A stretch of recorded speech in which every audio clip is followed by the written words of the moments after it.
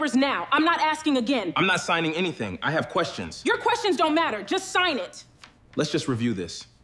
They say a broke man is invisible until money gives the world new eyes. But this story is not about money first. It is about love, humiliation, betrayal, and the dangerous silence of a man everyone thought had nothing. The night my wife slid divorce papers across the table, she looked me in the face like I was the worst mistake of her life. She thought she was leaving behind a failure. She did not know fate had already written a different ending, because less than 48 hours later, the poor man she threw away would learn he was the last living heir to a $500 million empire. And by then, it was too late for tears, apologies, and regret. Because some signatures do not just end marriages, they bury mercy, the kind of marriage people admired from far away. From the outside, Malik and Simone Turner looked like a beautiful Black American power couple. They had the photos, the outfits, the smiles, and the polished public image people envied online. At weddings, they looked expensive. At church, they looked respectable. At dinner parties, they looked like the type of couple who had figured life out early. But pictures never tell the truth about pressure. Pictures never show how love changes when bills pile up. Pictures never capture the sound of respect leaving a marriage, one cruel sentence at a time. Malik Turner was 34 years old, broad-shouldered, hard-working, and the kind of man who had built his identity around effort. He believed in earning things. He believed in waking up early, doing the work, keeping his word, and trusting that one day life would meet him with the same honesty he gave it. He had once run a custom furniture business in Atlanta. He was talented too, not just good, talented. The kind of craftsman who could walk into an empty room, study the light, and imagine exactly what kind of wood belonged there. He built tables, cabinets, bookshelves, and statement pieces that made ordinary homes feel like inheritance. When Simone met him, that ambition attracted her. Back then, she loved the way he dreamed. She loved the way he said things like, "We are not staying average forever." She loved the way he made the future sound close enough to touch. But future talk sounds romantic only when the present is still comfortable. Once hardship arrives, people reveal whether they love the dream or the dreamer. Simone Turner worked in luxury real estate. She was brilliant in rooms full of money. She knew how to speak the language of polished wealth. She could charm old couples selling estates, flatter young tech couples buying modern homes, and make everyone feel like they were lucky to be in her presence. She dressed like success even before she fully earned it. Fitted dresses, flawless makeup, expensive-looking heels, and that look in her eyes that said she had no intention of being ordinary. She did not just want a good life. She wanted a visible one. For a while, that shared hunger made them strong. They were a team when the money was decent. They were affectionate when the stress was light. They were romantic when ambition still looked glamorous. But everything changed when Malik's business collapsed. It started with a betrayal. His business partner took money, lied about supplier payments, and disappeared just as a major contract fell through. Then came debt. Then came missed payroll. Then came the ugly season every struggling man fears. The season where everybody stops asking about your dreams and starts asking what went wrong. Malik fought hard to keep the business alive. He sold equipment. He borrowed. He skipped meals. He worked late into the night trying to save something that was already drowning. But eventually the workshop closed. The accounts dried up. The truck got repossessed. And the man who once walked like he owned his future started, coming home with the slow shoulders of someone losing a private war. Before we continue this story, I just want to take a quick moment to speak directly to you. A lot of time, effort, and heart goes into creating these stories for you. Every scene, every emotion, every twist you experience is carefully crafted to not just entertain you, but to inspire you, to touch something deep inside, and maybe even change the way you see life. We don't just tell stories here, we build experiences. Stories that reflect real struggles, real love, real pain, and real triumph. So if you've been enjoying this journey so far, take a second to like this video and subscribe to the channel. It may seem like a small action, but to us, it means everything. It tells us that you believe in what we're creating, and it gives us the strength to keep going. Together, we're not just watching stories, we're building a community. A space filled with love, growth, and powerful storytelling. Now, let's get back to the story. Simone tried it first. At least, that was what she told herself. She paid more bills, She covered rent. She smiled through questions from friends. She told people it is just a rough season. Malik is rebuilding. But frustration took root in her fast. And once frustration mixed with embarrassment, it changed her. She stopped saying we when talking about the future. She started saying I. She stopped introducing him proudly. She started shrinking him in conversation. When people asked what he was doing, she would laugh lightly and say, he is figuring some things out right now. That sentence sounded harmless to outsiders. To Malik, it sounded like public burial. At brunches, her friends got bolder. One of them once joked, Simone, at this point you are the husband and wife. The table exploded in laughter. Malik sat there with a tight smile and a glass of water in his hand. He waited for Simone to defend him. She did not. She took a sip of her drink and said, listen, I am tired. That earned more laughter. That moment stayed with him. Because men can survive poverty. Men can survive long hours and humiliation and failure. But what destroys something inside them is often the moment the woman they love joins the audience. Against them. Still, Malik kept trying.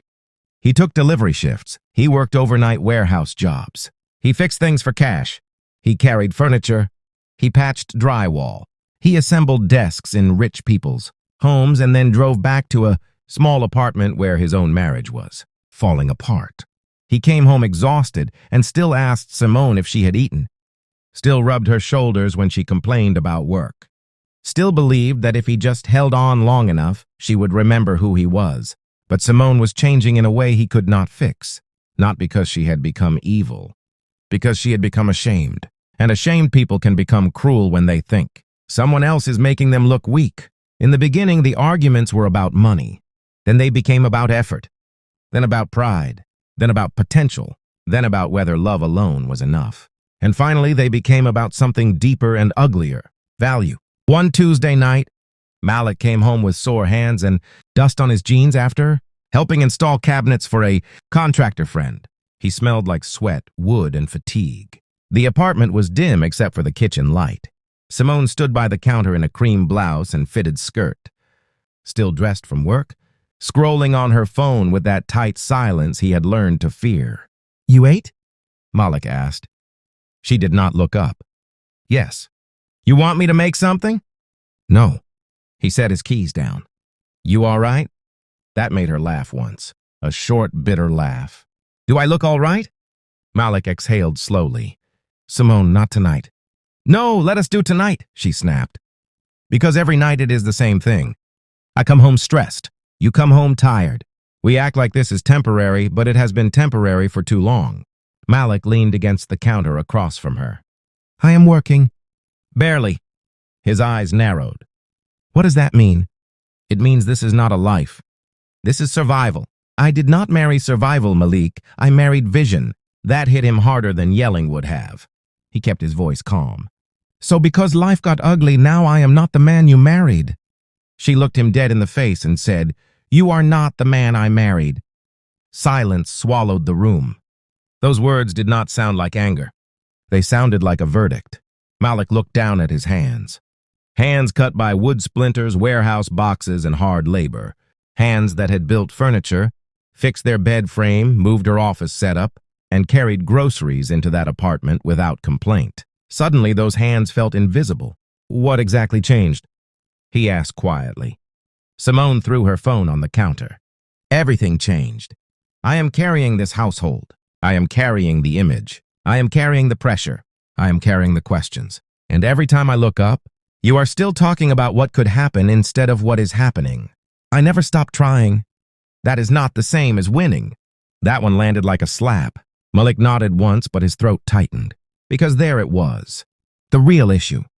She no longer respected effort without visible reward. That night, they slept on opposite edges of the bed. No shouting. No apology. Just distance. And sometimes distance is more violent than noise. Over the next few weeks, the tension sharpened. She started staying out later. Not always for anything inappropriate. Sometimes just to avoid being home. She took extra client dinners. Longer gym sessions. Weekend self-care days that seemed more like rehearsals for a life without him. Malik noticed little things too. She stopped asking how his day went. Stopped checking whether he had enough gas money.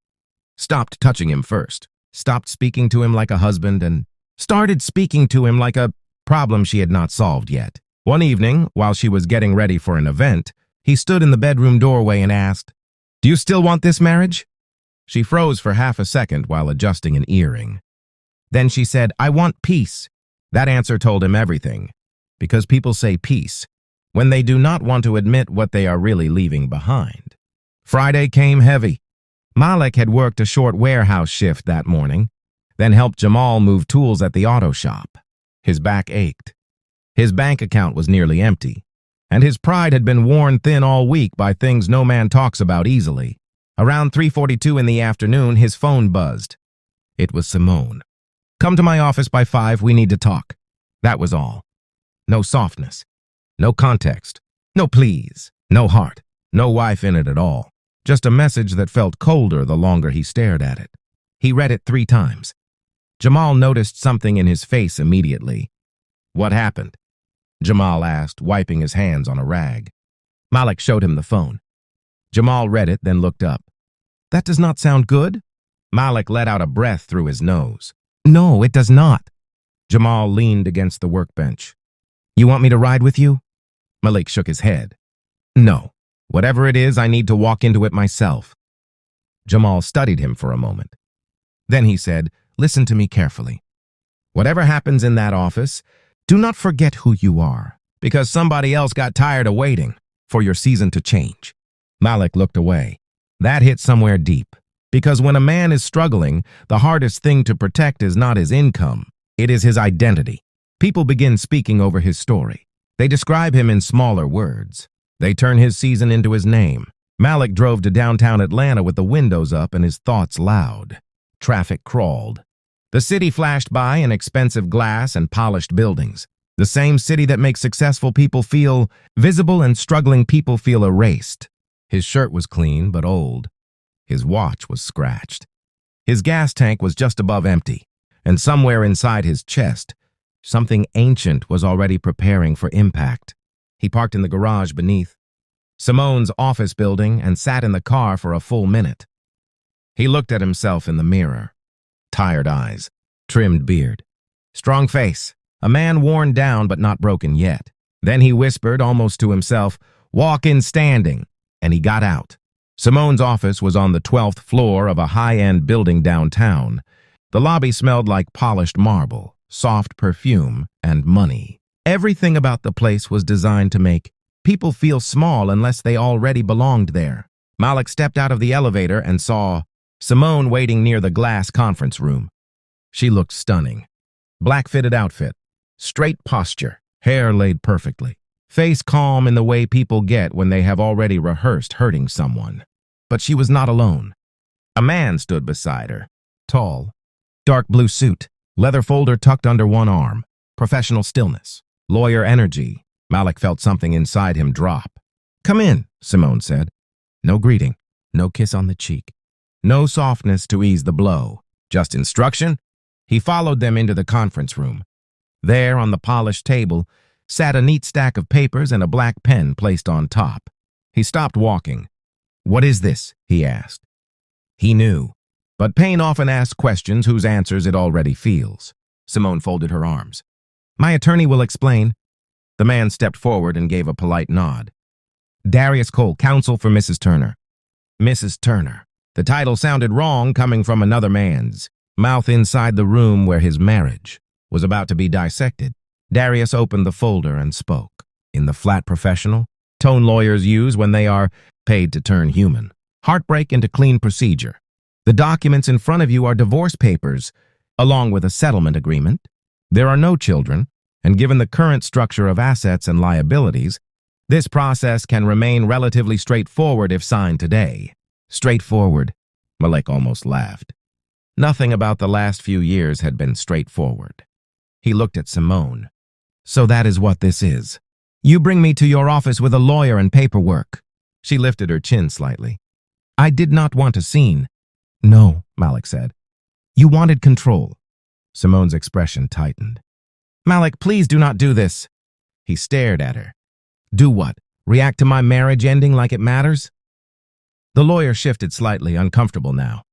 This was no longer just legal process. This was emotional demolition with witnesses. Simone pointed to the chair across from the papers. "Sit down." Malik stayed standing for another second, then slowly took the seat. He looked at the papers, then at the pen, then at his wife. Some men raise their voices when they are hurt. Malik became quieter. "So tell me clearly," he said. "You are divorcing me because what?" "Because I failed.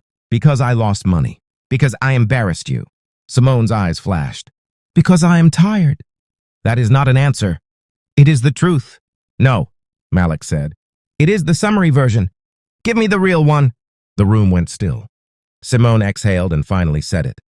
"I am tired of carrying a life that keeps shrinking. I am tired of waiting for things to turn around. I am tired of defending choices I am not even proud of anymore." Malik absorbed every word like glass. "And I am one of those choices," he said. She looked at him without blinking. Yes, that one word did more damage than all the others. Malik sat there feeling the air thicken around him. 1,000 memories moved through him at once. Their wedding day, their first apartment, the night they stayed up talking about baby names they never got to use, the time Simone cried in his arms because she was afraid of failing at work, and he told her she was stronger than fear. The morning he drove across the city to surprise her with breakfast before her. First major listing presentation. All of it sitting in the room like ghosts no one else respected anymore. He looked at the lawyer. "Did you prepare all this today?" Darius answered carefully. "No, these documents have been in process." In process. So while Malik was still trying to hold the marriage together, Simone had already been preparing to dismantle it. He looked back at her. "How long?" he asked. Her silence was answer enough. He nodded slowly. Then he asked the question that had been burning in him ever since he walked in. "Is there somebody else?" Her eyes hardened instantly. "That is irrelevant." "That means yes. It means this conversation is about us." "No," Malik said, his voice low and steady. "This conversation stopped being about us the moment you invited a witness to my humiliation." For the first time, Simone's calm cracked. "Humiliation?" she repeated. "You want to talk about humiliation? Try being the woman everyone secretly pities because her husband cannot provide. Try smiling through dinners where people wonder why you are still settling. Try explaining your life when all your friends are moving forward and you are stuck dragging dead weight." The word hung there. Dead weight. The lawyer looked down. Malik felt his whole body go cold. Not hot, cold. Because pain reaches a certain depth where rage no longer comes first. Recognition does. Now he understood. Not just that she wanted to leave. Why? Not because he had become abusive. Not because he betrayed her. Not because the love was impossible to save. Because poverty had made him shameful in her eyes. He picked up the pen. Simone stepped closer and pointed sharply at the signature line. There and there. That gesture. That impatient finger pressing him toward legal surrender. That would stay with him forever. He signed the first page. His name looked strangely steady. Then the second. Then the third. When he finished, he placed the pen down very carefully. Simone collected the papers and passed them to Darius. Then she said, almost with relief, "I hope one day you find someone comfortable living small." Malik looked up at her. There was no pleading left in his eyes, no desperation, no begging for reconsideration, only something quiet, something final. He stood. And before turning away, he said, "Be careful what you call small, Simone. Some things only look empty before they open." She frowned slightly, not understanding. He walked out without another word. And as the elevator doors closed, Malik did not know that life had already begun moving toward him with the force of a storm. He thought he had just lost everything. He had no idea he was only hours away from discovering that destiny had been waiting in silence. Malik did not remember getting into his car. He remembered the elevator ride down. He remembered the polished lobby. He remembered the receptionist glancing up at him, then quickly back down, as if she could feel the wreckage clinging to his clothes. He remembered pushing through the glass doors into the evening air. But after that, everything blurred. The city moved around him in slow noise. Car horns, footsteps, traffic lights changing, people rushing past with coffee cups, handbags, briefcases, and lives that had nothing to do with his pain. That was the strange thing about heartbreak. It felt world-ending to the person inside it, while the world itself remained terribly committed to continuing. He got into the car and shut the door. Then silence swallowed him. His hands stayed on the steering wheel, but he did not start the engine immediately. He just sat there, looking straight ahead, breathing like a man trying not to come apart where strangers could see him. Divorce. The word sounded heavier now than it had in the office, not because he did not understand it before, because now it was real, signed, witnessed, filed into existence. He thought about calling somebody. Jamal. Maybe his Aunt Rochelle. Maybe nobody. Instead, he leaned back and shut his eyes. And that was when the memory came. Simone on their wedding day, laughing softly as she adjusted his tie with both hands. Simone whispering, "No matter what happens, we do this together." Simone crying once on the bathroom floor after losing a major client, and Malik sitting there with her until midnight just so she would not feel alone. Simone curling into his chest when life felt too loud. Simone saying years ago, "You make me feel safe."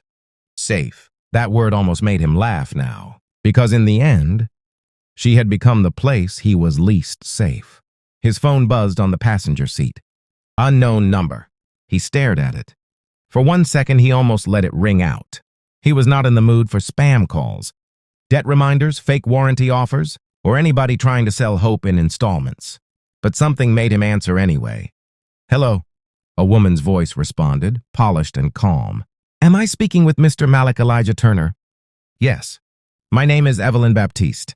I am calling from the law offices of Baptiste, Rowan, and Keller in New Orleans. I need to discuss a matter concerning the estate of Jonathan Elias Saint." Malik frowned. "I think you have the wrong person." "No, Mr. Turner, we do not." He sat up a little straighter. "I do not know anyone by that name." There was the quiet sound of paper shifting on the other end. "That is understandable," Evelyn said. "Jonathan Elias Saint was your maternal grandfather."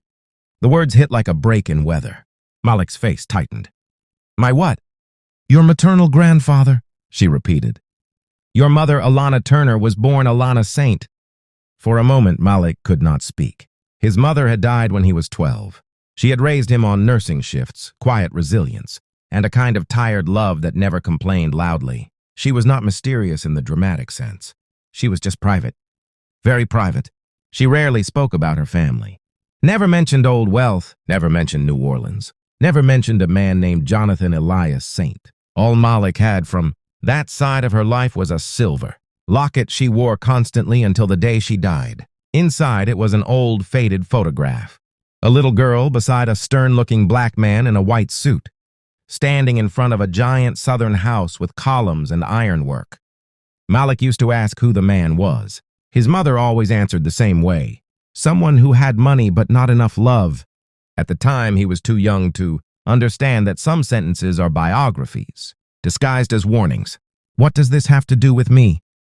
Malik asked, his voice slower now. "Mr. Saint passed away 3 weeks ago," Evelyn said.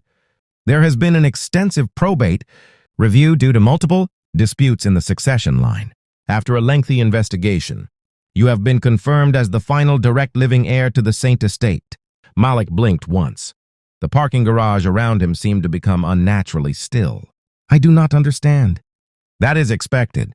We would prefer to explain in person, but I can confirm that the estate includes controlling interest in Saint Maritime Holdings, private real estate, investment portfolios, historical assets, and liquid reserves. Current estimated valuation places your inheritance above $500 million. Malik stared through the windshield, as if the concrete wall in front of him would help translate those words into something human. $500 million. No, that was not money. That was architecture. That was geography. That was the kind of number poor people never say out loud unless they are joking, dreaming, or being deceived. "This is a scam," he said flatly. "That would be a responsible reaction," Evelyn answered. "We anticipated it. I can verify personal details immediately, and formal documentation can be sent to your secured email within the hour. We also have archived records linking your mother to the Saint family, including legal materials that were intentionally obscured for years." Intentionally obscured. Now the call felt less like madness, and more like the beginning of a locked room opening. Malik swallowed. "Why was I never contacted before?" There was a slight pause. Because, Evelyn said carefully, someone spent many years making sure your mother disappeared from the line of inheritance. That is one of several matters you need to hear in person. Malik's grip tightened on the steering wheel. He thought of his mother working overnight shifts. He thought of hospital shoes, second-hand furniture, and the way she massaged her own swollen feet in silence. He thought of all the years they lived like there was nobody behind them. Nobody with reach, nobody with resources, nobody with old family money. And now this stranger was telling him that not only had there been family, there had been empire. "When do you need me there?" he asked. "As soon as possible. We can arrange a flight for tomorrow morning. Discretion is strongly advised. We do not recommend discussing this publicly yet." Malik laughed once under his breath. Publicly. An hour ago, he had been sitting in a lawyer's office signing divorce papers because his wife believed she had married beneath herself. Now another lawyer was telling him to protect the privacy of his $500 million inheritance. There are moments in life so sharply timed they stop feeling random. They feel written. "I can come tomorrow," he said. "Excellent. I will text your itinerary and initial documents shortly. Mr. Turner." "Yes, I know this is overwhelming, but whether you were prepared for it or not, your life has just changed." The call ended. Malik sat motionless. Then his phone buzzed again. A text message. "Simone, do not come back tonight. I need space." He looked at those words for a very long time. Then, slowly, a strange expression crossed his face. Not joy, not revenge, something quieter, something almost sacred. Perspective. Because for the first time all day, Simone's cruelty no longer felt like the final chapter. It felt like the closing scene of a life he had already outgrown without knowing it. Malik did not go home. Not because Simone told him not to, because he could not bear the thought of stepping back into a space where every object still believed in a marriage that had just died. He drove without direction for nearly 40 minutes before pulling off the highway and stopping at a small roadside motel. The sign outside flickered weakly in blue and red. The building was tired, the kind of place people rent when life has shoved them somewhere between humiliation and transition. The woman at the front desk barely looked up when he checked in. Room 12. He carried his duffel bag in one hand and his whole shattered day in the other. Inside, the room was clean enough, but stripped of comfort. A narrow bed, a chair in the corner, a humming air conditioner, a lamp with a yellow shade, the smell of bleach, old carpet, and a faint ghost of stale smoke. Malik set his bag down and sat on the edge of the bed. Then he laughed. Not because anything was funny, because sometimes when life bends too violently in two different directions at once, the body has no elegant response. A poor man at noon, a divorced man by evening, an heir by night. He leaned forward and covered his face with both hands. For the first time since the office, his breathing broke. Not dramatic sobbing, not the kind of crying movies like, just the quiet, painful collapse of a man who had held too much in too tight for too long. He cried for the marriage. He cried for the humiliation. He cried for the years of trying to be enough in the eyes of somebody who had already begun pricing him like damaged goods. But beneath all of that, another grief was moving. His mother. Because every new fact about the inheritance made her absence feel fresh again. She should have been there to explain it, to deny it, to laugh at it, to tell him the whole ugly story in her own words. Instead, all he had was a stranger's voice, legal language, and a dead woman's silence. Eventually, he reached into his bag and pulled out the silver locket. It was scratched around the edges from years of handling. He opened it carefully. The faded photograph looked the same as always. Little Alana beside the stern man in white. The giant house behind them. Malik stared at it until his eyes blurred. "So that was him," he whispered. "That was my grandfather." The room stayed silent. He lay back on the bed without taking off his shoes. The motel ceiling stared down at him with the indifference of cheap plaster. His phone buzzed a few more times. Messages from Simone, a voicemail from Jamal, an email notification from Evelyn's office. He ignored everything for a while. At some point, he opened Simone's social media. There she was. Perfect makeup, perfect lighting, champagne glass in hand, standing in some upscale lounge with the kind of pose people use when they want the world to know they are unbothered. Caption, choosing peace, choosing myself, choosing better. He stared at it, then at the comments. You deserve softness. Never settle. Dropped the dead weight and started glowing. A queen knows when to walk away. Dead weight. Again, he locked the phone and set it face down on the bed beside him.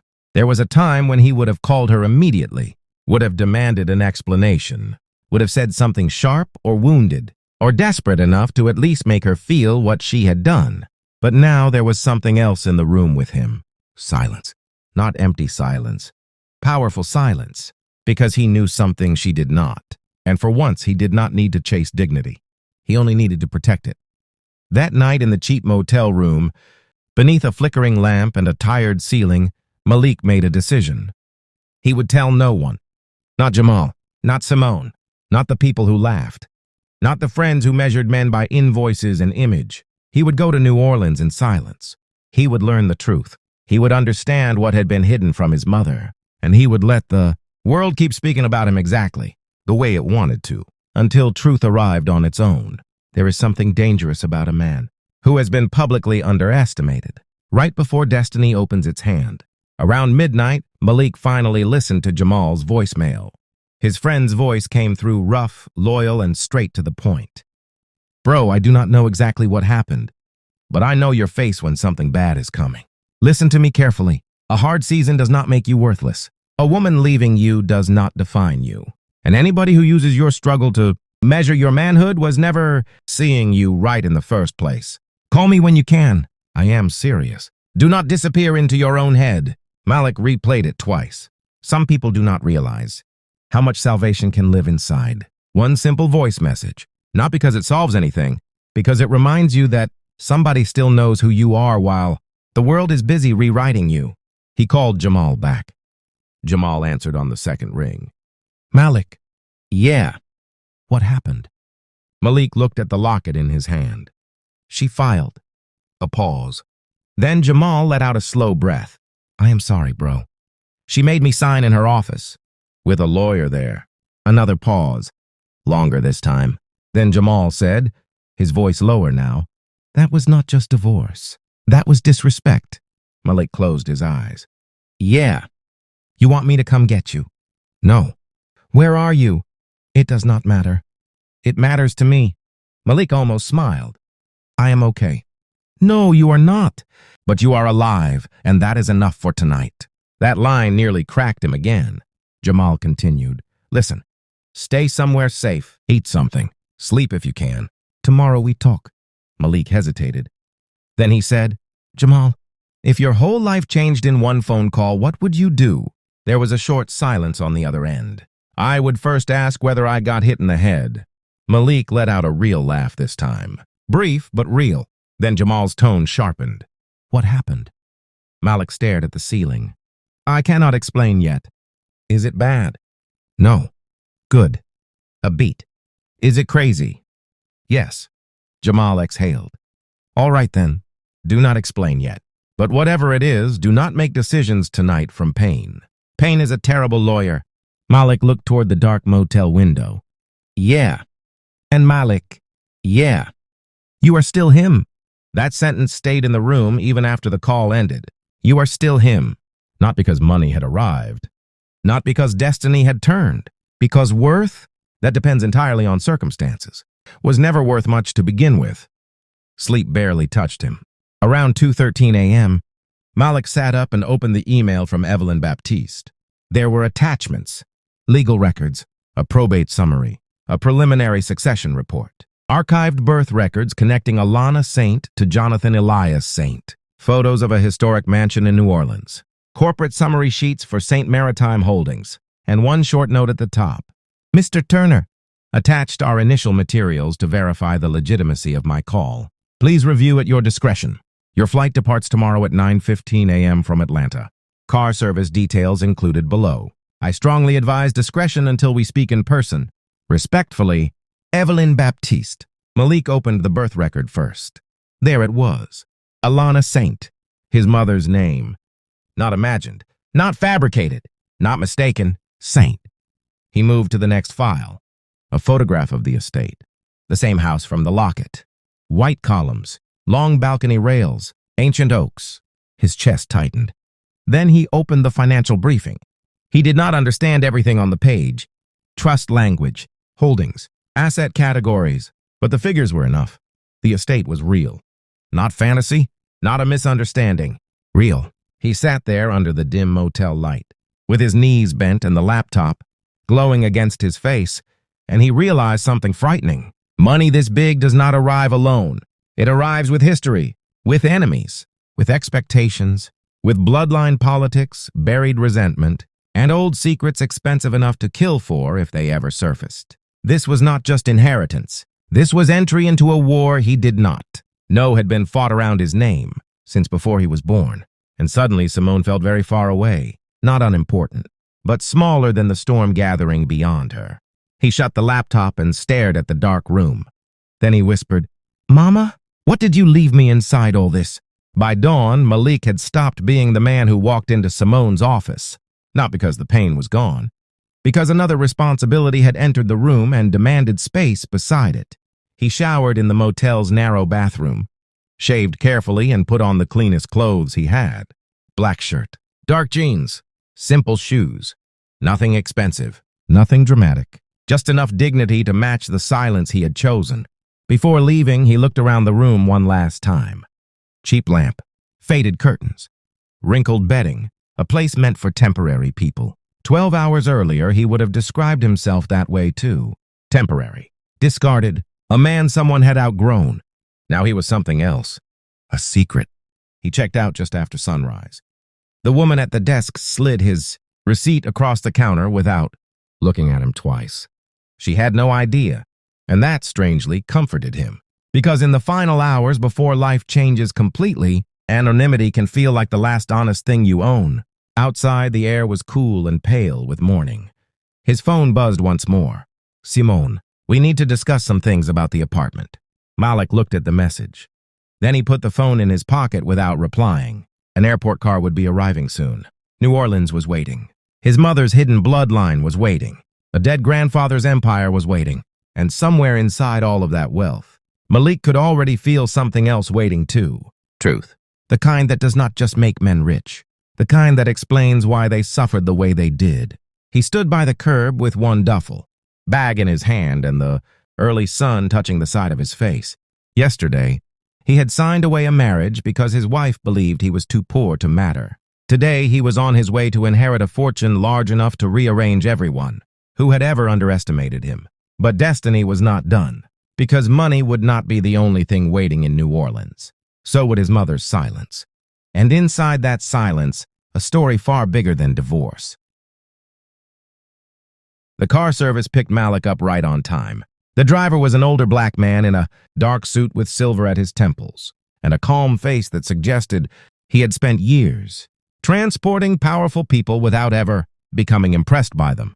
He stepped out, opened the rear door, and said, "Mr. Turner." Malik almost looked behind himself.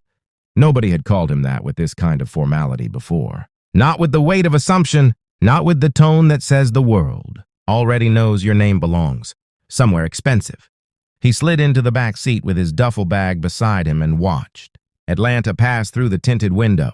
Morning traffic, overpasses, gas stations, construction, people rushing into ordinary days. It struck him how little the city cared that his life had split in half overnight. At the airport, everything moved too smoothly. Priority check-in, private coordination, a digital itinerary already updated on his phone, a first-class seat he never would have bought for himself. Every small luxury felt less like enjoyment and more like evidence. This was real. Still, somewhere inside him, disbelief kept trying to survive. He boarded the plane and sat by the window. As the aircraft lifted, Atlanta spread beneath him in concrete patches, soft haze and distant glitter.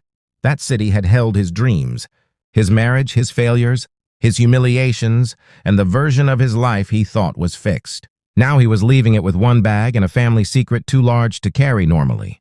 For most of the flight, Malik said nothing. He looked out the window and thought about his mother. He remembered her tired hands, her nurse shoes, her careful silence every time he asked about relatives. The way she kept certain drawers locked, certain topics avoided, certain memories folded so tightly they never had room to breathe. Now he understood that silence differently. It had not been emptiness. It had been strategy, or pain, or both. The plane landed just after noon under a gray New Orleans sky. The air outside felt heavier than Atlanta's. Warmer too, but layered with moisture, age, and something old enough to feel personal. As if the city had been waiting to see what kind of man would step off that plane wearing the saint bloodline without ever having been shaped by it. A second car met him at the terminal.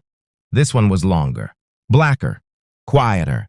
The driver did not speak much during the ride, and Malik was grateful for that. The city unfolded around him in old brick. Iron balconies, faded elegance, painted shutters, and streets that looked like they held more memory than law. Every building seemed to whisper that money here was not just possessed. It was inherited, defended, and remembered. When the car turned into the Garden District, Malik sat up straighter. Huge homes lined the streets beneath sprawling oak trees. Mansions with deep porches, curved staircases, and the kind of architecture that does not ask for attention because it has been receiving it for generations. Then the car slowed and stopped. Malik looked through the tinted glass and forgot how to breathe for half a second. The house from the locket stood before him.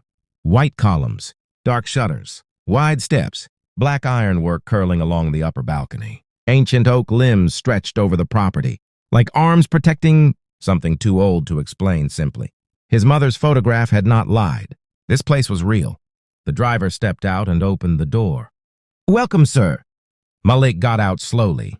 For a second, he just stood there, one hand still gripping the strap of his bag, looking at the mansion that should have been part of his story all along, and yet had existed his whole life like a secret no one wanted him to inherit too early. The front doors opened. A woman in a cream suit stepped out onto the porch and began descending the stairs with measured grace. She was in her 60s, poised, silver-haired, and precise in the way only very competent people tend to be. Her face was not warm exactly, but it was not cold either. It was the face of someone who had spent years navigating power without surrendering her intelligence to it. "Mr. Turner," she said. "Ms. Baptiste." She gave a single nod. "I am glad you came quickly." Malik glanced back at the house. "This is the house from my mother's locket." Something softened in Evelyn's eyes. "Yes," she said. "It is." Then she added the sentence that nearly broke something in him. "Welcome home." Home. That word did not feel comforting. It felt violent. Too big. Too late. Too loaded with all the years he and his mother had lived without this place while it sat here holding family portraits and legal authority like none of that absence cost anybody enough. Still, he followed her inside.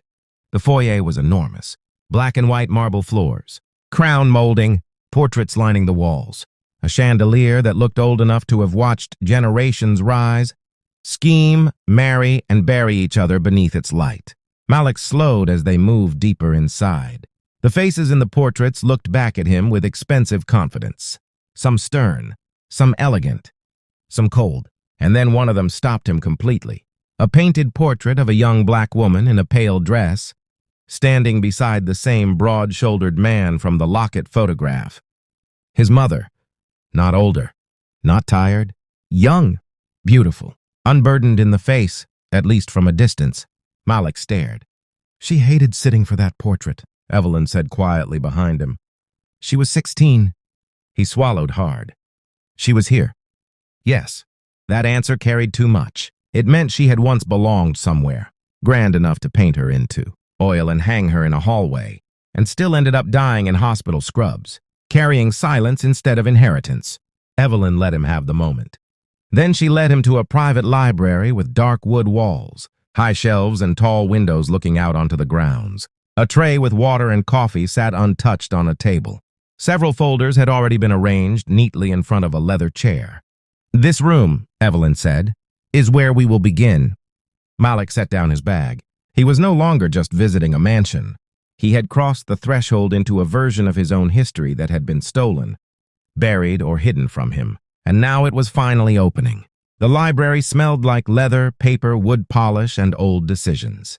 Malik remained standing for a few moments after Evelyn entered. As if sitting would make everything too real too quickly. The room was beautiful, but not in a comforting way.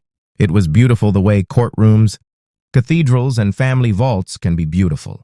You admired them carefully, because you understood they were built to outlast your emotions. Evelyn opened one of the folders and placed it on the table. These are the preliminary succession documents, she said. Before we review the legal structure, I need to give you the emotional truth. You cannot understand one without the other. Malik nodded once. She did not sit yet either. Your mother, Alana Saint, was Jonathan Elias Saint's only daughter. She was not raised poor. She was raised here and in other family properties, under a structure that valued legacy, presentation, and obedience. Malik looked toward the hallway where the portrait hung. She never spoke like that world shaped her. Evelyn's expression shifted slightly. That is because your mother resisted it early. She walked to a smaller side table and lifted a framed photograph, then handed it to him. It showed Alana in her early 20s, standing on the porch steps in jeans and a plain white blouse, arms folded, face turned slightly away from the camera, already carrying that same quiet refusal Malik remembered from childhood. She met your father in Baton Rouge, Evelyn said. He was not approved. Malik almost smiled despite everything. That sounds like something she would do. Evelyn allowed the faintest trace of amusement. Yes, it does. Then her face returned to seriousness. Jonathan Saint wanted strategic marriage. He believed family wealth should be fortified through social alignment. Your mother chose love instead, or freedom, depending on how one tells it. And he cut her off. Yes, the answer was blunt. Malik let it settle. She never came back? She came back once. Years later. Briefly. By then, the internal politics had changed. Certain family members saw her return as a threat, especially because Jonathan had begun privately expressing regret. Malik leaned forward. What kind of threat? The kind inheritance creates. That was enough to darken the room all by itself. Evelyn continued. Jonathan Saint was not a gentleman. Let us be clear about that. He made choices that damaged people, including your mother. But late in life, illness and age stripped some of his arrogance. He began trying to find her again. By then, she had vanished from the official channels. Not by accident. Malik's eyes narrowed. You said on the phone that people made sure she disappeared. Yes. She sat now and motioned for him to do the same. After your mother left, two things happened. First, Jonathan allowed his pride to delay reconciliation. Second, other relatives realized that if she remained absent, the line of succession could be reorganized in ways favorable to them. Records were buried. Intermediaries were paid. Certain family connections were softened until they nearly vanished. Malik sat very still. He had grown up assuming absence meant abandonment, or at least estrangement too deep to repair. Now he was hearing that absence had been curated. That made it uglier. What about me? He asked. They knew I existed? Eventually, yes. And still nobody came. Evelyn met his eyes without flinching. Yes. He looked away. Some hurts arrive late and still strike with full force. A child raised without grandparents may tell himself there was simply no one there. But to learn there were people, and that those people had means, power, and knowledge, and still let your mother work herself to the bone while pretending your branch of the family had disappeared naturally, that changes the shape of old pain. Evelyn slid another document toward him, a certified lineage record. His name was on it. Malik Elijah Turner, issue of Alana Saint Turner. Issue. He did not like the word. It sounded clinical. But seeing himself anchored legally to a bloodline that had once existed only as a photograph inside a locket did something strange to his chest. It did not make him proud exactly. It made him visible. I need to ask you something, Malik said quietly. Of course. Did she hate them? Evelyn was silent for a moment. Then she answered with the care of someone who respected the dead enough not to simplify them. I think your mother hated what control did to love. I think she hated what legacy demanded from softness. I think she hated being asked to trade her soul for acceptance. As for the people themselves, I think she was more disappointed than hateful, and perhaps that was harder to live with. Malik nodded slowly. That sounded like Alana. Not consumed by bitterness, just permanently unconvinced that wealth was worth the kind of cruelty it often required from the people guarding it. Did my grandfather ever apologize? Evelyn turned toward one final envelope resting apart from the others. He wrote something for you. Malik stared at it. Cream paper, old ink, his name written across the front in disciplined handwriting. What is that? A letter from Jonathan Saint, to be delivered only if you were located and confirmed as sole heir. She pushed it toward him. Malik did not touch it right away, because suddenly everything in the room seemed to pause around that envelope. The dead man who had disowned his mother, the dynasty that erased his branch, the empire he never knew he belonged to, and now a final message, waiting decades to arrive in the hands it should have reached much sooner. He finally picked it up. It felt heavier than paper should. Malik opened the envelope slowly. The paper inside was thick and slightly yellowed with age, not ancient, but old enough to feel deliberate. The handwriting was firm, elegant, and unmistakably the handwriting of a man who spent his life expecting to be taken seriously. He read the first line once silently. Then again, "Malik, if this letter has reached you, then time has already punished me more than pride ever admitted it would." The room seemed to narrow. He kept reading. "I failed your mother long before I lost her. I confused power with wisdom and obedience with love. By the time I understood the difference, I had built a life around mistakes too proud to reverse quickly." Malik's jaw tightened. There was no instant softness in him, no easy forgiveness. A few sentences from a dead man did not undo a childhood without family support, did not erase hospital bills, did not return nights his mother sat, tired at the kitchen table, rubbing life back into her own feet because there had been no one else to carry the burden with her. Still, he kept reading. "You owe me nothing, not forgiveness, not loyalty, not gratitude. But what was denied to your mother should not be denied to you. There are those inside this family who understand legacy only as control. They will look at you and see lateness where they should see rightful arrival. Do not let them make you feel like an intruder in blood that is already yours." Malik swallowed. Evelyn said nothing. The room belonged to the letter now. "Your mother was stronger than any of us deserved. She chose dignity over comfort, whatever faults she may have believed she carried. Know this, she was the best of this family, and that is precisely why this family could not keep her, without first trying to break her." That line hit hardest, because it sounded true in a way only ugly families ever manage. Sometimes the best person among them is not celebrated. They are resisted. He read the final paragraph. "If you choose to take what is yours, take it without imitation. Do not become the kind of man this house produced too often. Be stronger than I was, kinder than I was, and if possible, less lonely. Jonathan Elias Saint." Malik lowered the paper. He was not crying, but emotion had crowded his face in a way he could not hide. Evelyn waited before speaking. "He wrote that during his final year. Did he mean it?" "Yes," she said, "but meaning something late does not make it arrive in time." Malik leaned back in the leather chair and stared up at the dark ceiling beams. That was the truth of it. Late regret may be honest. It is still late. He looked down at the letter again. There was no warmth in him for Jonathan Saint. Not yet. Perhaps not ever. But there was something else now. Context. And context can be a dangerous gift, because it complicates hatred without fully relieving pain. He said they will see lateness where they should see rightful arrival. Evelyn folded her hands. "They already do." Malik looked at her. "Who?" "The family members who believed the estate would remain, under their practical influence. The executives who preferred a manageable heir. The people who treat legacy like private property instead of legal obligation." He let out a slow breath. "So they are waiting?" "Yes." "For what?" "To decide whether you are a mistake they can survive." The room fell quiet again. Malik stood and walked toward the tall window overlooking the grounds.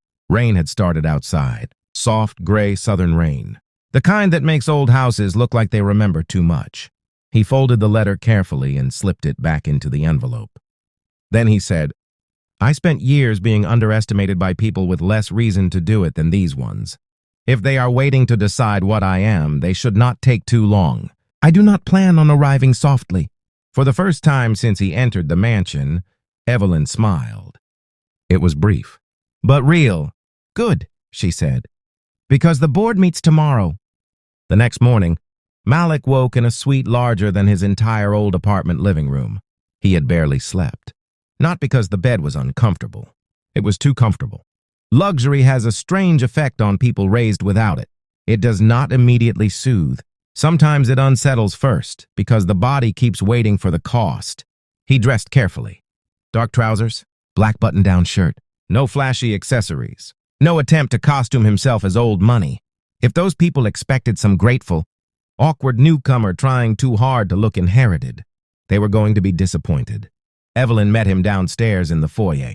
"The board meeting is private," she said. "No press, no public statement.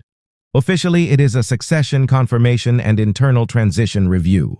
And unofficially, a room full of people deciding whether they can tolerate you." Malik nodded once. "Sounds familiar." The meeting took place in a downtown office tower owned through one of the Saint entities. The conference room sat high above the city with panoramic views of river traffic, gray sky and polished architecture below. The table itself was long enough to make distance feel intentional. Every chair looked expensive enough to suppress honesty. When Malik entered beside Evelyn, conversation stopped.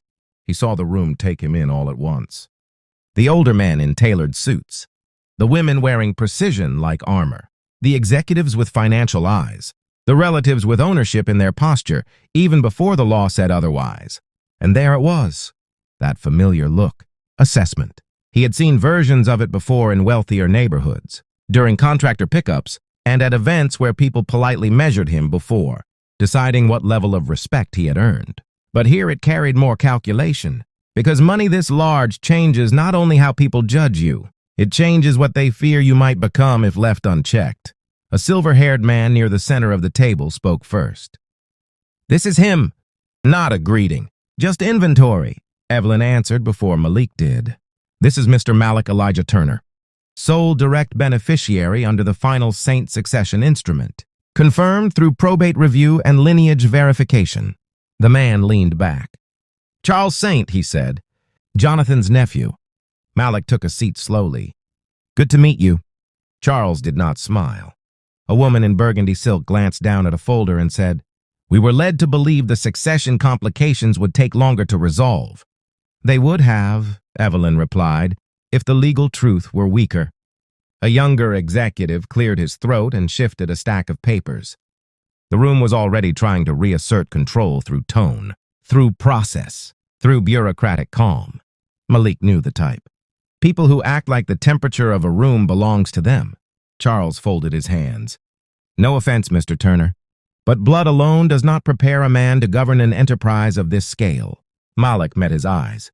"No offense, Charles, but I have noticed that men usually mention blood only when they are worried legal documents are about to outrank familiarity." A few expressions changed. "Tiny, but enough." Charles's mouth tightened by 1 degree.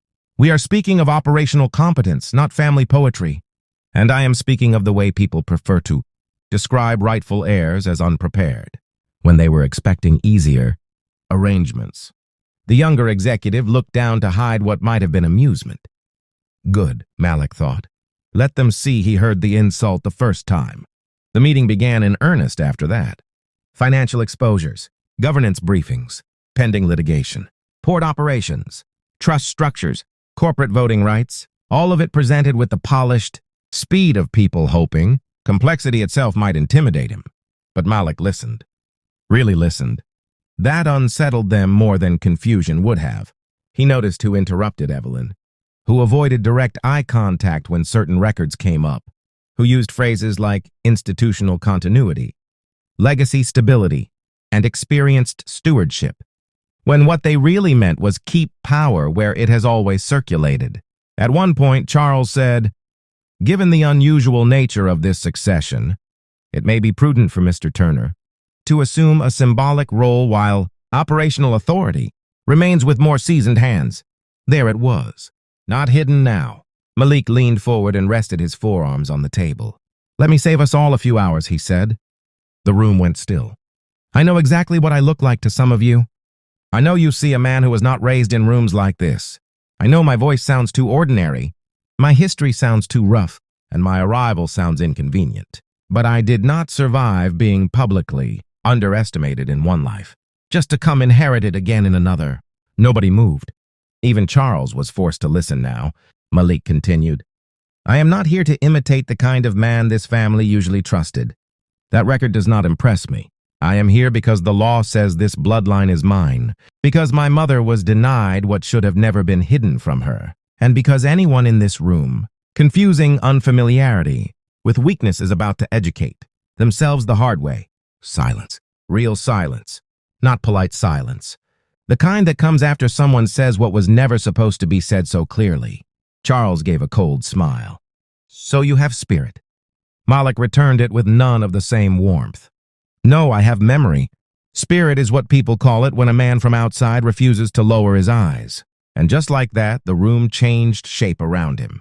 Not friendly, but careful, which was enough for day one. When the meeting ended, nobody offered Malik easy warmth. That was fine. He did not trust quick warmth in rooms full of inherited power anyway. Several executives approached with neutral phrases. Welcome aboard. We look forward to a smooth transition. We are here to support continuity. Support continuity. That phrase kept returning, and each time it sounded less like support and more like supervision, disguised as courtesy. Evelyn walked beside him to the private elevator. You did well, she said. I irritated them. That is not the same as failing. The elevator doors closed. Malik exhaled for what felt like the first time in an hour. I could feel them measuring me. Yes, as if my mother's blood became legitimate only when documented in their folders. Evelyn looked ahead. That is how families like this work when they confuse proximity with ownership. They believe the one who stayed nearest the money earned the right to define who belongs. Malik nodded slowly. The elevator descended in silence for a few seconds. Then he asked, Do you trust any of them? Evelyn answered without hesitation. No. That made him almost smile. Outside the building, rain had stopped. The city looked polished and damp, as if washed but not absolved. Before the car arrived, Evelyn handed him another file. This one matters more than the rest today. He opened it and saw profiles. Executives, board members, advisors, family affiliates, and notes beside certain names. History of alliance patterns, voting tendencies, private concerns, possible self-protection behavior. You built this for me. I built it for whoever inherited the truth, she said. That turned out to be you. He closed the file. You knew my mother. Yes. The answer carried more tenderness than anything Evelyn had said yet. How well? Well enough to know she would hate most of this. That made him laugh softly. A tired laugh, but honest. Yeah, he said. That sounds right. Then his phone buzzed. He looked at the screen. 7 missed calls. Simone, and a new message. Malik, please answer me. I just saw something online. He stared at it. Evelyn noticed the shift in his face. The ex-wife. Yes, she knows. She suspects. Evelyn tilted her head slightly. And how does that feel? Malik looked down at the phone, then toward the city, then back at the mansion car pulling up to the curb. It feels, he said slowly, like the universe has an ugly sense of timing. But beneath that, he knew it was more than ugly timing. It was revelation. Because now the woman who had pointed at the signature line thinking she was dismissing a failure was beginning to understand she had walked away from a man on the exact day his life stopped being measurable by the poverty she despised. And perhaps worse for her, he had not chased after her to say it. He had simply disappeared into a bigger destiny. Malik slid the phone back into his pocket without responding. Not out of revenge, out of clarity. Some people only discover your worth after wealth gives it a number. And once you understand that, you cannot unknow it. He stepped into the waiting car. The city moved around him differently now, not because he had become someone else overnight, because the world had, and somewhere ahead, beyond the mansion, the family politics, and the inheritance structure, he could already feel another truth trying to surface. His mother had not simply left this world behind, she had left something unfinished inside it. Back in Atlanta, Simone had spent the morning pretending her life was under control. She was good at that. Good at posture. Good at polished responses. Good at dressing pain in neutral colors and calling it clarity. By the time she arrived at her office that morning, she had already told herself the same lie 3 different ways. The divorce was necessary. The divorce was mature. The divorce was freedom. She wore cream that day. Sharp blazer, gold earrings, hair flawless, lip color soft but expensive looking. The kind of appearance designed to communicate stability even when the soul underneath it is wobbling. A junior agent greeted her near the reception desk. Morning, Simone. Morning. Love the look. Thank you. Everything normal. Everything curated, everything almost convincing. She stepped into her office, set her handbag down, opened her laptop, and began sorting through client messages. Luxury property tours, closing questions, a staging follow-up, 2 invitations, 1 brunch reminder. Her phone buzzed. Tasha. Simone ignored it. It buzzed again, then again. Annoyed, she picked it up and answered. What? Tasha did not even greet her. Girl, tell me that is not Malik. Simone frowned. What are you talking about? Open the article I just sent you. Simone felt a small irritation first, then a strange chill. She clicked the message. The page loaded slowly. A regional business publication, the kind of outlet she usually skimmed only when clients were in the news. Then the headline sharpened fully on her screen. Unknown heir assumes control of St. Maritime Holdings after succession. Reveal. Her eyes moved down. There was a photograph. A man exiting a glass office building beside an older woman in a cream suit, dark tailored clothes, serious face, no smile. Malik. Simone stopped breathing for half a second. No. She leaned closer to the screen as if the image might rearrange itself, if she looked harder, as if the article might suddenly apologize for mistaken identity and restore the world to whatever version she had been standing on an hour earlier. But every line only made it worse. Sole direct heir. Grandson of late maritime magnate Jonathan Elias Saint. Estimated inheritance valued above $500 million. Internal transition already underway. Her throat tightened. Tasha was still talking through the phone, but Simone could barely hear her. Oh my God, Simone, that is your ex-husband. Ex-husband. The word now sounded less triumphant than catastrophic. I did not know, Simone whispered. The sentence left her mouth weakly, almost like a child's defense after breaking something too expensive to replace. Tasha's voice shifted in tone, from gossip to something sharper. You did not know. It was not a question. It was judgment wearing disbelief. Simone stood so quickly her chair rolled backward. Her eyes moved back over the article, then to the photo, then again to the headline. And just like that, the office scene replayed inside her head in cruel clarity. Malik sitting at the conference table in denim and pain, her finger pointing at the signature line, her voice cold, her face controlled. The lawyer between them, that final sentence he gave her before he left. Be careful what you call small, Simone. Some things only look empty before they open. Her knees nearly weakened. He knew something. Maybe not everything then, but something had changed in him before he walked out. That calm, that silence, that strange steadiness after she said the cruelest things. He knew. And he let her finish humiliating him anyway. That realization hit harder than the money itself. Because if he had known and said nothing, then the balance of power in that room had not belonged to her after all. She had thought she was standing above a broken man. In reality, she had been speaking down to someone already stepping beyond her reach. Simone, Tasha said again, say something. But there was nothing to say. Not anything that would make her sound less foolish, less shallow, less exposed. For the first time in a long time, Simone felt something she had made Malik feel over and over again. Small. Simone called immediately. The line rang. No answer. She called again, and again. Still nothing. That made her panic worse. Because silence from poor men sounds one way, silence from wealthy men sounds another. And Malik's silence suddenly felt like distance she could not cross by. Simply softening her voice, she texted, Malik, please call me. I need to talk to you. I did not know. Can you please answer? She stared at the screen waiting for the typing bubble. Nothing. Her office felt too small now. The walls too clean. The air too thin. She stood and began pacing. There was an ugliness to what she was feeling, and she knew it. Not because the regret was fake. It was not fake. It arrived hot and real and humiliating. But mixed inside it were too many things. Shock, embarrassment, loss, confusion, social terror, and yes, the horrifying realization that the man she had just discarded was now more powerful than anyone in her circle. Her phone buzzed. It was her mother. Simone answered reluctantly. Lorraine did not waste time. Tell me you did not finalize everything. Simone closed her eyes. It is done. A long silence answered her.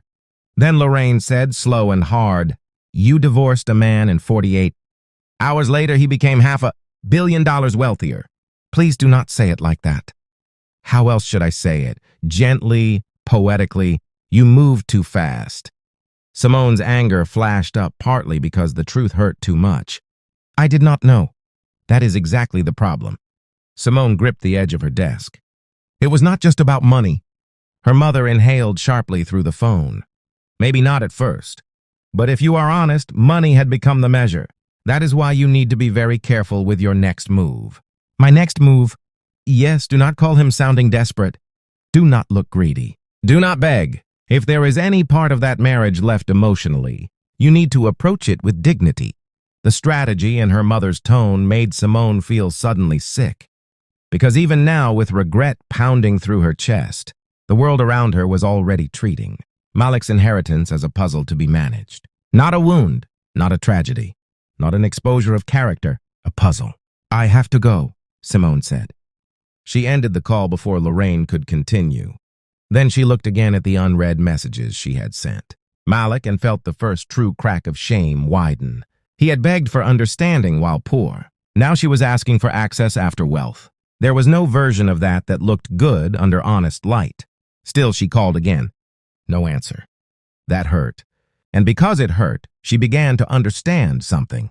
For all the times Malik sat silently absorbing disrespect in their marriage, she had mistaken his patience for lack of power. Now his silence was finally happening on the other side of the table, and it was unbearable. While Simone spiraled, Jamal was at his auto shop under the hood of a black SUV when one of his workers called out, "Yo, is this not your boy?" Jamal wiped his hands and walked over. The article was on the guy's phone. Jamal read the headline once, then once more. Then he laughed so loudly the whole shop turned. What? Jamal shook his head, still staring at the screen. This man, Malik. He called immediately. Malik answered on the second ring this time. For a second, Jamal said nothing. He just listened to his friend breathe on the other end and tried to connect the man he knew to the headline sitting on his phone. Then he burst out, "Bro, what kind of movie are you living in?" Malik let out a tired laugh. One I did not audition for. Jamal walked away from the others and stepped behind the shop. You were going to tell me when? When I understood it myself. And now do you? Not fully. Jamal exhaled.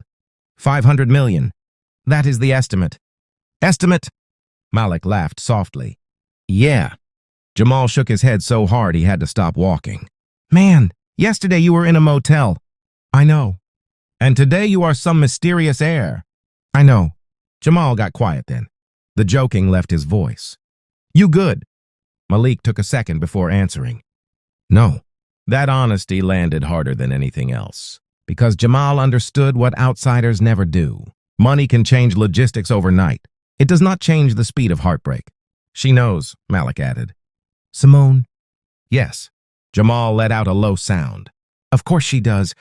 She has been calling. And I have not answered. Jamal nodded to himself. Good. I do not know if it is good. I just know I do not want to hear the difference in her voice now. That was the sentence. Jamal leaned against the back wall of the shop. Bro, listen to me.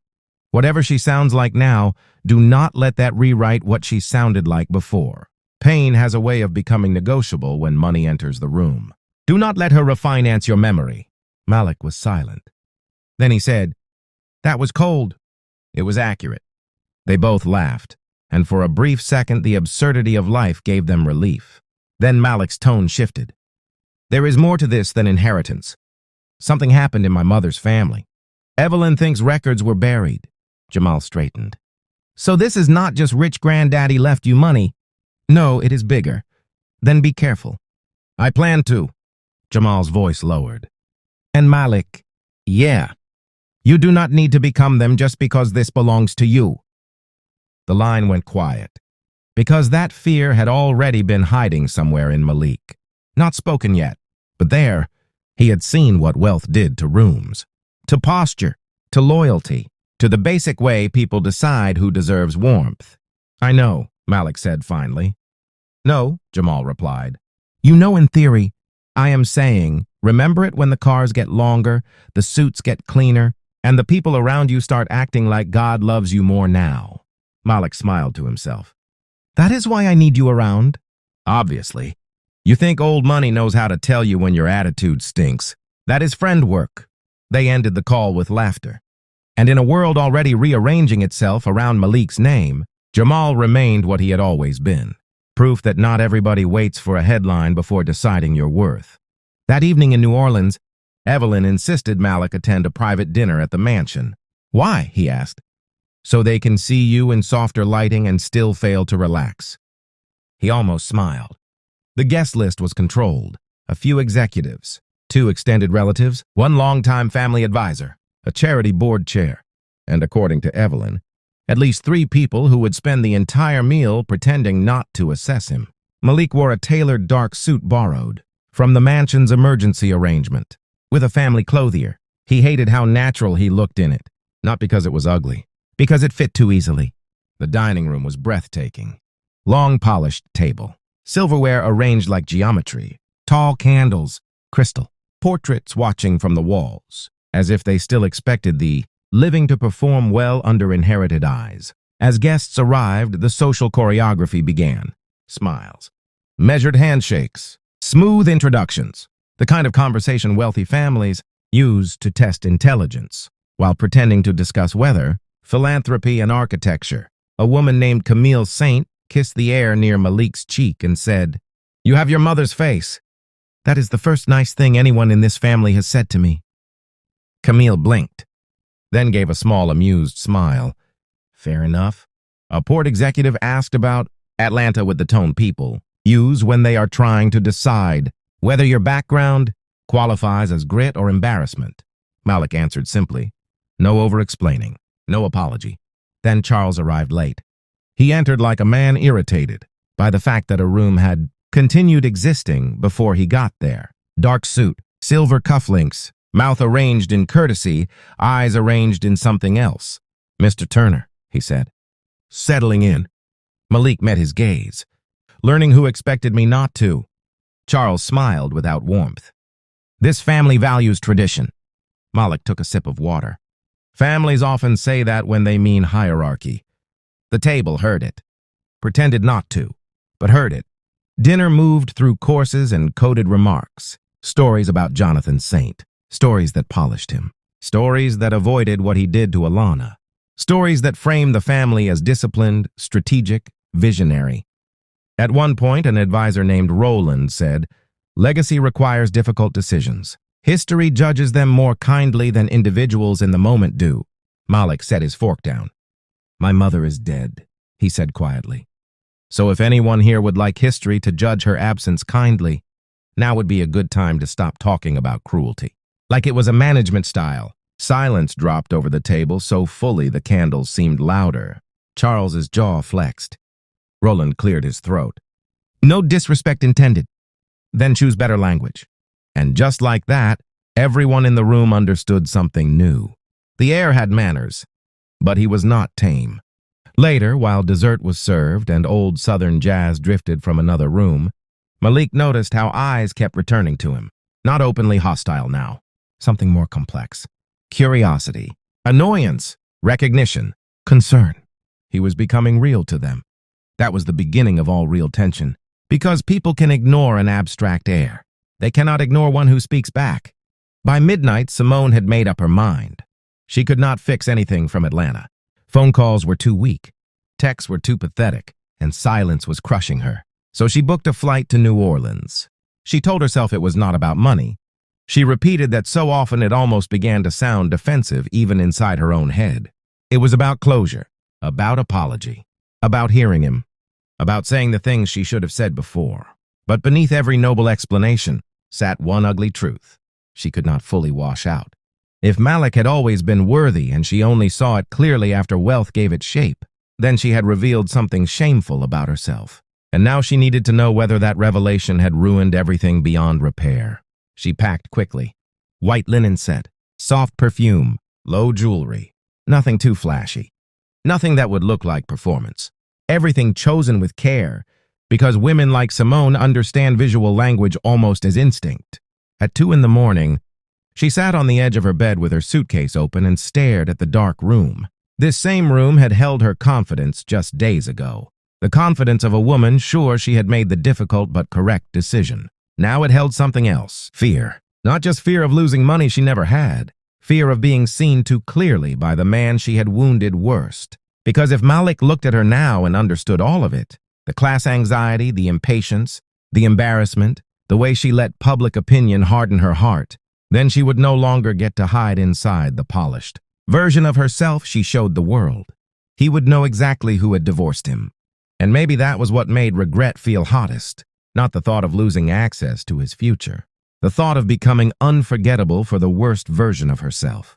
She lay back slowly on the bed without changing clothes. Her phone was still in her hand. The last message she had sent him remained unread. Please, just let me explain. At some point in the quiet, she whispered into the dark room, I did love you. The sentence was true. That was the tragedy. Because true love can still become cowardly when pressure exposes what it was built on. And if she had loved him at all, then she had not just lost a rich man. She had lost the right to say she was better than what she did when he was poor. New Orleans did not welcome Simone gently. The air hit differently the moment she stepped outside the airport. Thicker, warmer, older somehow, like the city had no interest in helping people hide behind polished excuses. She rode from the terminal in silence, watching iron balconies, weathered brick, old trees, and heavy houses slide past the car window. Everything looked expensive in a way Atlanta never quite did. Not modern expensive, inherited expensive. The kind of wealth that does not need to prove itself because it was already written into deeds, portraits, and surnames generations ago. By the time the car turned into the Garden District, Simone felt underdressed no matter what she wore. White linen, gold studs, neutral makeup, carefully controlled softness. She had chosen the whole look with one purpose: to appear sincere. But sincerity is harder to style than people think. When the driver finally slowed before the estate gates, Simone forgot her own posture for a second. The mansion rose behind, wrought iron and ancient oak, branches like something from a family, Bible rewritten by money, white columns, long balcony rails, deep steps. A house so stately it made ordinary success look rented. She stared. This was not a lucky windfall. This was dynasty. A strange ache entered her stomach, because now she understood something else. Malik had not merely become rich. He had been connected to a history, so vast it made all her mockery about living small sound vulgar in a way she would never outrun. The guard at the gate stepped forward. Yes, ma'am.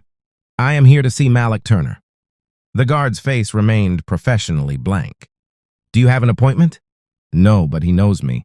I will need confirmation. Simone drew in a breath. I am his wife. The guard glanced at his tablet, then back at her. Former wife. The correction was not rude. It was factual. That made it worse. Yes, she said quietly. Former wife. He nodded once, stepped aside, and made a call. Simone stood there near the gate with the Louisiana, air clinging lightly to her skin, and felt the humiliating weight of being held outside, something that now belonged, at least in part, to the man she once treated like an embarrassment. After a moment, the guard returned. Mr. Turner is not receiving visitors. The sentence landed with such clean finality that Simone almost stepped back. Please, she said, just tell him Simone is here. The guard studied her briefly, then made a second call. This time he waited longer. When he returned, his tone had softened only slightly. Mr. Turner says you may wait. Wait, not come in. Not he will meet you shortly. Not please have a seat. Wait. She nodded and stepped aside near the stone wall, clutching her handbag more tightly than she realized. Minutes passed. Then more, long enough for her to understand what waiting really was. Not inconvenience, instruction. It forced her to stand still with her own memory. The office. The papers. The finger pointed at the signature line. The sentence about living small. The way Malik walked out without begging, without shouting, without trying to convince her to stay. At the time, she had mistaken that exit for defeat. Now, standing outside his gates in the humid afternoon light, she began to see it for what it had really been: departure. He had left her emotionally before the money even had time to become public. The gates finally opened. Not wide, just enough, and a member of staff said, this way, not to the front doors, to a side courtyard.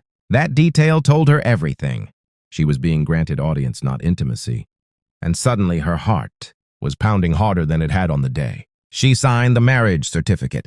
The side courtyard was shaded by an enormous oak tree whose branches stretched over brick, paths and clipped hedges like something ancient was quietly listening. Simone stood there alone for less than a minute before Malik appeared. And in that short walk from the house to the courtyard, he became someone she recognized and did not recognize at the same time. He wore a dark tailored suit, not flashy, not loud, but perfectly fitted in the kind of way that made wealth look natural instead of purchased. His posture had changed too. Not arrogant, not theatrical, just settled, more dangerous somehow. Because before, Malik had carried hope in his body even when struggling. Now he carried certainty. He stopped a few feet away from her. No attempt to hug. No bitterness in his face. No warmth either, just calm. And for the first time since reading the article, Simone felt truly afraid. Not of him harming her, of him seeing her too clearly. "You came all the way to New Orleans," Malik said. His voice was even. Controlled. Yes. Why? There was no softness inside the question, only requirement. Simone swallowed. "I needed to talk to you in person." "We talked in person already." The line cut clean. She looked down for a moment, then back up. "That is not fair." He gave a short, humorless smile. "Fair. That is an interesting word to bring with you." The courtyard went still around them. Simone took a careful breath. "Malik, I know how this looks." His expression did not change. "Do you?" The question was quiet. It still hurt more than if he had yelled. "Yes," she said, though the word came out thinner than she wanted. "I know the timing makes everything seem ugly." "Seem?" That single repeated word stripped the sentence open. She closed her eyes briefly. "I know the timing is ugly." He nodded once. "Better." There was no triumph in his face. That made the shame worse, because if he had been cruel, she could have defended herself emotionally against it. But Malik was not cruel. He was exact. And exact truth leaves less room to hide. "I did not know," she said again, more quietly this time. "About any of this. The inheritance. The family. None of it." "I believe you." She blinked. That was not what she expected. No accusation, no disbelief, no sarcastic edge. Just, "I believe you." But the sentence was colder than anger could have been, because it meant the problem was not that she knew. The problem was what she did when she thought he had nothing. Something in her face must have changed, because Malik's eyes stayed on her with that same unbearable steadiness. "I believe you did not know," he repeated, "and that does not help you as much as you think it does." Her throat tightened. "Malik." "No, let us not do this with soft voices and selective honesty. You did not divorce an abusive man. You did not divorce a cheating man. You did not divorce a man who stopped trying. You divorced a man whose poverty embarrassed you." The words landed so directly, Simone nearly stepped back. "That is not all it was." "No," he said. "It was also impatience, social pressure, vanity, fear, resentment. We can make a full list if you need." "Accuracy." Her eyes filled. "Please do not talk to me like that." "Like what, truthfully?" Tears slipped down her face faster now, and she hated that they did. Not because she wanted to seem strong, because crying in front of Malik suddenly felt too close to asking for sympathy. She had not given him when he needed it. "I was angry," she whispered. Malik looked at her for a long moment. "No," he said. "You were ashamed." That was the sentence, the one that split straight through all her better explanations. Because it was true, not the whole truth, but the center of it. She had been ashamed of the life they were living, ashamed of the questions, ashamed of being the more visibly successful spouse, ashamed of staying in a marriage that no longer looked impressive to the people whose opinions she had let matter too much.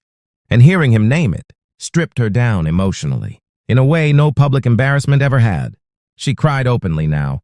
Malik did not move toward her, not out of cruelty, out of wisdom, because the version of him she used to rely on was the man who crossed the room whenever she cried.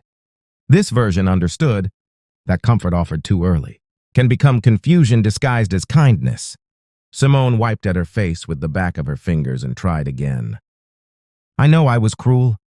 Yes, I know I hurt you. Yes. I know I made everything worse in the way I handled it. Yes. Each answer came cleanly, without drama, without mercy added to soften the edges. She looked at him and almost broke all over again. Do you really hate me that much? Something changed in his expression then. Not softness exactly. More like exhaustion crossing through old pain. No, Malik said. Hate is expensive. I do not spend that kind of energy on what is already over. Already over. Those words made the courtyard tilt for half a second, because Simone realized he was not trying to win the argument. He had already accepted the ending. The conversation she had flown there for was not taking place at the edge of possibility. It was taking place after finality. Then why does it feel like you are punishing me? He almost smiled. Not pleasantly. Punishing you would be calling the press. This is just you meeting reality without your friends in the room. That silenced her.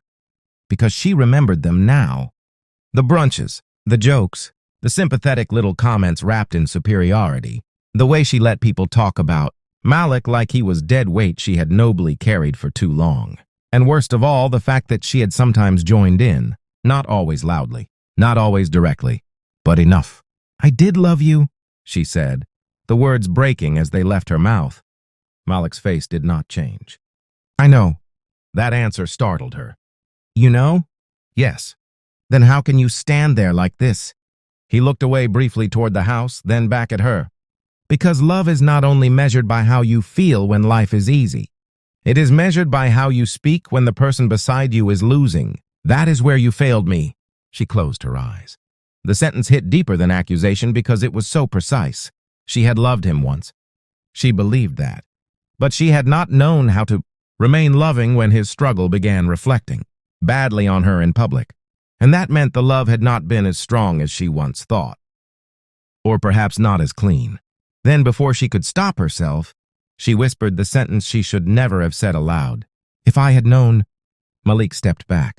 Not physically far, emotionally. And the moment the words landed, Simone heard herself fully. If I had known. Not if I had understood. Not if I had listened. Not if I had been kinder. If I had known. Known about the money. About the future. About the empire. About the version of him other people would instantly respect. Her hand flew lightly to her mouth, but it was too late. Malik nodded once. Thank you. For what? She asked, barely able to speak. For saying the part people usually try harder to hide. No, that is not what I meant. It is part of what you meant, he said, and part is enough. She shook her head helplessly. I am trying to explain. No, you are trying to outrun your own clarity. His voice never rose. That made it brutal. You were willing to leave me poor, he said. You are only in pain now because you found out I was rich. That is not devotion. That is valuation. Simone covered her face and cried harder, because even if the sentence was not the whole truth, it was enough of it to expose everything she had hoped to keep morally tidy. When she finally lowered her hands, Malik was still standing there, still composed, still heartbreakingly familiar, still completely unreachable in the way that matters most. And for the first time, she understood what she had truly lost. Not access to wealth, access to the version of Malik who would once have forgiven her too easily, because he still needed to believe love could survive disrespect. That man was gone. From the far edge of the side veranda, Jamal saw enough of the conversation to understand the shape of it. He had arrived in New Orleans that morning after. Malik finally told him there was more going on than just inheritance. More family politics, more buried history, more danger in wealth than people who fantasize about it ever imagine. Jamal had not intended to spy, but when he crossed the hallway and caught sight of Simone in the courtyard through the tall glass doors, he stopped without thinking. Now he stood there with folded arms, watching two people who had once built a life together stand on opposite sides of a truth. One of them learned too late. Evelyn appeared beside him quietly. You are the friend from Atlanta. Jamal! She nodded. Evelyn. He looked back out toward the courtyard. She flew all this way? Yes. Too late. Yes. Jamal let out a slow breath. I used to think if Malik ever really got his break, it would make all that marriage pain worth it somehow. Like maybe it would fix the story backwards. Evelyn glanced toward him. It never does. No, he said. It just reveals people faster. They stood in silence for a moment. Then Jamal said, "He loved her for real." "I know." And she did love him. That is the part that gets ugly. Evelyn's eyes stayed on the scene below. Yes, some of the worst heartbreak happens when love was real. But character was not strong enough to protect it under pressure. Jamal nodded slowly. That was it. If Simone had been purely greedy, the whole thing would have felt simpler, cleaner. The villainy would have been obvious. But she was not just greedy. She was weak where it mattered. Status conscious, ashamed too easily, too vulnerable to the opinions of people who liked luxury more than loyalty. And weakness inside love can destroy just as much as cruelty can. Out in the courtyard, Malik turned slightly as if preparing to leave. Jamal's jaw tightened. Part of him wanted that. Wanted the conversation over. Wanted Simone to carry her. Regret all the way back to Atlanta, untouched by any hope she had flown there with. But another part of him hurt for both of them, because he remembered the early years, the apartment laughter, the birthday dinners, the way Simone used to lean her head against Malik's shoulder, like his presence alone lowered the volume of the world.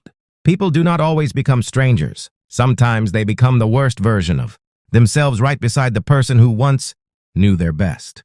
And that is harder to forgive. Simone knew the moment was ending before Malik spoke. There is a certain kind of silence that comes only when a person has already made peace with not returning to what hurt them. She saw it in his face now. The conversation had given him no new confusion, no temptation, no emotional opening, only confirmation. "Malik," she said quickly, desperate suddenly for one thing to remain reachable. "Please do not let this be how you remember me." He looked at her, and the sadness in his eyes was somehow harder to bear than anger would have been. "This is not how I remember you," he said. "It is how I understand you." The sentence was devastating because it left her no place to hide inside nostalgia. She was about to speak again when he lifted one hand slightly, not harshly, just enough to stop the next plea. "I do not hate you, Simone." Her face crumpled. "I know that should comfort you," he continued, "but it probably does not." She shook her head faintly through tears. "No." He nodded. "I believe you are sorry. I believe this hurts you. I believe part of you loved me the best way you knew how. But the best way you knew how was not strong enough for the season we were in, and I cannot build a future on top of that truth." She drew in a shaky breath. "So this is really over." Malik looked toward the oak branches above them, then back at her. "It ended in your office," he said. "We are just finally naming the body." That line settled between them like final earth falling onto a coffin. Simone covered her mouth and cried quietly. Not loud, not performative, real pain now, real enough that Malik felt something twist in his chest, because this was the curse of loving someone after they have disappointed you deeply. Even when the trust is dead, compassion can still flicker in the ruins. He did not step toward her. Instead, he said the gentlest thing he had said since walking into the courtyard. "I hope one day you learn the difference between a hard season and a small man." That broke her all over again, because it answered her old sentence directly. It named what she had confused, and it did so without cruelty. Malik turned then. Simone watched him walk back toward the house, steady and composed, not once looking over his shoulder. That was when she knew with absolute certainty that she had not come to New Orleans to save a marriage. She had come to witness the door she closed herself. And doors closed by pride rarely reopen for regret. In the end, the greatest twist was never the money. It was the truth. The truth that a man can look broken and still be chosen by destiny. The truth that poverty does not make a person small. It only reveals who has shallow eyes. And the truth that some people do not lose love because fate was cruel. They lose it because their character was too weak to carry love through a hard season. Simone thought she was walking away from failure. What she really walked away from was loyalty, patience, dignity, and a man whose worth never depended on what was in his account. By the time she understood that, the papers had already been signed, the door had already closed, and the version of Malik who once would have begged her to stay was already gone. Malik did not rise because money saved him. He rose because pain revealed him, because betrayal sharpened him, because even after humiliation, he did not let bitterness turn him into the kind of man who measures human value by status, comfort, or applause. And maybe that is the lesson hidden inside this whole story. Do not mock a person because their season is hard. Do not confuse delay with defeat. Do not call someone small just because life has not opened for them yet. Because sometimes the person the world is busy looking down on is only one moment away from becoming the one nobody can ignore. So yes, she made him sign the divorce papers because he was poor. And yes, she had no idea he was about to inherit $500 million. But in the end, that inheritance was not the real victory. The real victory was this. He lost the woman who did not know how to love him in struggle, and he found the truth about who he was, where he came from, and what kind of man he still wanted to be after everything. Because money can change a lifestyle, but only character can change a legacy. And that is why, in the end, the richest person in this story was never the one holding the inheritance. It was the one who kept his soul. She thought she divorced a poor man, but what she really lost was a king in a hard season. Never laugh at a man in his winter. You may be standing in front of his spring. Money revealed his name to the world, but pain had already revealed his strength to heaven.